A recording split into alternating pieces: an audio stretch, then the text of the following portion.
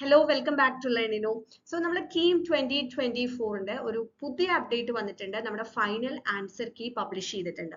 അപ്പൊ നമ്മൾ നേരത്തെ പ്രൊഫഷണൽ ആൻസർ കീ വന്ന കാര്യം പറഞ്ഞിട്ടുണ്ടായിരുന്നു, അതെങ്ങനെയാണ് എടുക്കുന്നതെന്നൊക്കെ പറഞ്ഞിട്ടുണ്ടായിരുന്നു. അപ്പൊ അതിൽ കുറെ ക്വസ്റ്റ്യൻസ് നമ്മൾ കംപ്ലൈൻസും പറഞ്ഞിട്ടുണ്ടായിരുന്നു. അപ്പൊ അതിനെയൊക്കെ ബേസ് ചെയ്തുകൊണ്ട് നമ്മൾ കുറച്ച് ക്വസ്റ്റ്യൻസ് ഡിലീറ്റ് ചെയ്തിട്ടുണ്ട്. അപ്പൊ ഓരോ ദിവസവും ഏതൊക്കെ ക്വസ്റ്റ്യൻസ് ആണ് ഡിലീറ്റ് ചെയ്തതെന്ന് നമുക്ക് നോക്കാം.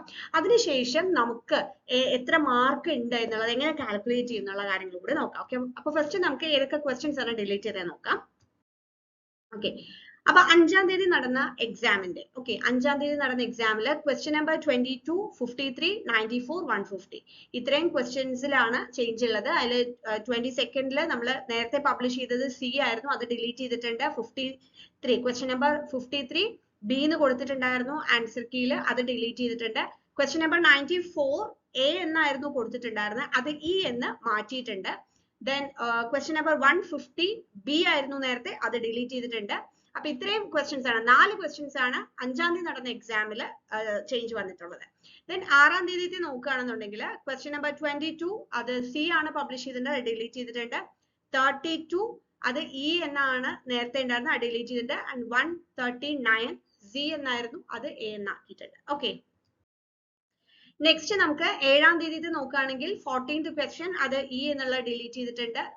14th question. Then 22nd question E ആയിരുന്നു, അത് ഡിലീറ്റ് ചെയ്തിട്ടുണ്ട്. 26 ബി ആയിരുന്നു, അത് എ ആക്കിയിട്ടുണ്ട്. 58 ക്വസ്റ്റ്യൻ നമ്പർ 58 ഇ എന്നുള്ളത് ഡിലീറ്റ് ചെയ്തിട്ടുണ്ട്. ക്വസ്റ്റ്യൻ നമ്പർ 118 ബി എന്നുള്ളത് ഡിലീറ്റ് ചെയ്തിട്ടുണ്ട്. ദെൻ 8th നടന്നത് ക്വസ്റ്റ്യൻ നമ്പർ 15 ഇ ഡിലീറ്റ് ചെയ്തിട്ടുണ്ട്. 45 ഡി ഡിലീറ്റ് ചെയ്തിട്ടുണ്ട്. 62 എ എന്നുള്ളത് ബി ആക്കിയിട്ടുണ്ട്. 84 സി ഡിലീറ്റ് ചെയ്തിട്ടുണ്ട്. 97 ബി സി എന്നാക്കിയിട്ടുണ്ട്. 130 ബി ഡിലീറ്റ് ചെയ്തിട്ടുണ്ട്. And moving on to 9th നടന്ന എക്സാമിലാണ് നമുക്ക് ഒരുപാട് ക്വസ്റ്റ്യൻസിൽ, അതിൽ നമ്മൾ നേരത്തെ തന്നെ പറഞ്ഞിട്ടുണ്ടായിരുന്നു, 9th നടന്നതിന് ഒരുപാടധികം കംപ്ലൈൻസ് വന്നതാണ്. അപ്പൊ അതിൽ ക്വസ്റ്റ്യൻ നമ്പർ 3 അതിൽ ഡി എന്നുള്ളത് ഇ ആക്കിയിട്ടുണ്ട്. ക്വസ്റ്റ്യൻ നമ്പർ 11, 20, 33 ഇത്രയും ക്വസ്റ്റ്യൻസ് അത് ഡിലീറ്റ് ചെയ്തിട്ടുണ്ട്. 41 സി എ ആയിട്ടുണ്ട്. 50 ഇ എ ആയിട്ടുണ്ട്. 53 എ സി ആയിട്ടുണ്ട്. 60 ഡി ബി ആയിട്ടുണ്ട്. 61 ബി ഡിലീറ്റ് ചെയ്തിട്ടുണ്ട്. 76 ബി എ ആയിട്ടുണ്ട്. 88 എ ഡിലീറ്റ് ചെയ്തിട്ടുണ്ട്. 90 ഇ സി ആയിട്ടുണ്ട്. 95 സി ഡിലീറ്റ് ചെയ്തിട്ടുണ്ട്. 139 എ ഡിലീറ്റ് ചെയ്തിട്ടുണ്ട്. 140 ഡി ഡിലീറ്റ് ചെയ്തിട്ടുണ്ട്. അപ്പൊ ശരിക്കും 9th എക്സാം എഴുതിയവർ ഈ ഓരോ ചോദ്യത്തിനൊക്കെ ഒരുപാട് ടൈം എഫേർട്ട് എടുത്തിട്ടുണ്ടാവും, സമയം ചെലവാക്കിയിട്ടുണ്ടാവും. അതൊക്കെ സ്റ്റുഡൻസിനെ സംബന്ധിച്ചിടത്തോളം വലിയൊരു ലോസ് ആണ്. കാരണം ഇത്രയും അധികം ക്വസ്റ്റ്യനിൽ ഈ പറഞ്ഞതുപോലെ അത് ഡിലീറ്റ് ചെയ്യുക അല്ലെങ്കിൽ അതിൽ ഇത് വരിക എന്ന് പറയുന്നത്. ദെൻ 10th നടന്നതിൽ സെക്കൻഡ് ക്വസ്റ്റ്യൻ ഡി എന്നുള്ളത് ഇ ആക്കിയിട്ടുണ്ട്.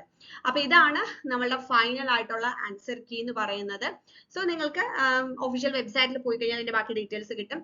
ഇനി നമുക്ക് ഇത് വെച്ചിട്ട് എങ്ങനെ നമ്മുടെ മാർക്ക് കാൽക്കുലേറ്റ് ചെയ്യാന്നുള്ളതാണ്. അപ്പൊ അതിന് നമ്മുടെ റെസ്പോൺസ് ഷീറ്റും കൂടെ നമുക്കിപ്പം അവൈലബിൾ ആണ്. സോ നമ്മുടെ കാൻഡിഡേറ്റ്സ് പോർട്ടലിൽ പോയി കഴിഞ്ഞാൽ നമുക്ക് അതിന്റെ കാൻഡിഡേറ്റ് റെസ്പോൺസ് നമുക്ക് എടുക്കാനായിട്ട് പറ്റും.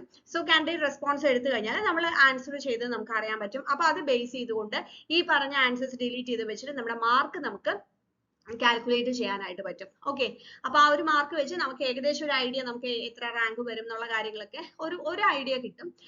ഇനി ഓരോ റാങ്കും നമുക്ക് വരുമ്പോൾ അതിനനുസരിച്ച് നമുക്ക് ഏതൊക്കെ കോളേജസിൽ കിട്ടും എന്നുള്ളത് നമ്മൾ ലാസ്റ്റ് റാങ്ക് ഡീറ്റെയിൽസ് ബേസ് ചെയ്തുകൊണ്ട് നമുക്ക് അനലൈസ് ചെയ്യാം. അപ്പൊ എങ്ങനെയാണ് ആ ലാസ്റ്റ് റാങ്ക് ഡീറ്റെയിൽസ് വെച്ചിട്ട് ഏത് കോളേജിൽ കിട്ടും, ഏത് ബ്രാഞ്ച് കിട്ടും എന്നുള്ളത് നമ്മൾ ഒരു വീഡിയോ ചെയ്തിട്ടുണ്ടായിരുന്നു. ഞാൻ അതിന്റെ ലിങ്ക് ഡിസ്ക്രിപ്ഷനിൽ ഇടാം. ലാസ്റ്റ് ഇയറിലെ നമ്മൾ ചെയ്തത്. അപ്പൊ അതേപോലെ തന്നെ നമുക്ക് ഈ വർഷവും നമ്മൾ 2023 ഓരോ കോളേജസിലും ഏതൊക്കെയാണ് ലാസ്റ്റ് റാങ്ക് പോയിട്ടുള്ള എന്നുള്ള കാര്യങ്ങളൊക്കെ തന്നെ നമുക്ക് ഒഫീഷ്യൽ വെബ്സൈറ്റിൽ അറിയാൻ പറ്റും. എനിക്കും റിലേറ്റഡ് ആയിട്ടുള്ള കൂടുതൽ അപ്ഡേറ്റ്സ് നമ്മൾ നെക്സ്റ്റ് വീഡിയോസിൽ നമ്മൾ പറയുന്നതായിരിക്കും. എന്തെങ്കിലും ഡൗട്ട്സ് നിങ്ങൾക്ക് ഉണ്ടെങ്കിൽ കമന്റ് ചെയ്യാം. Thank you.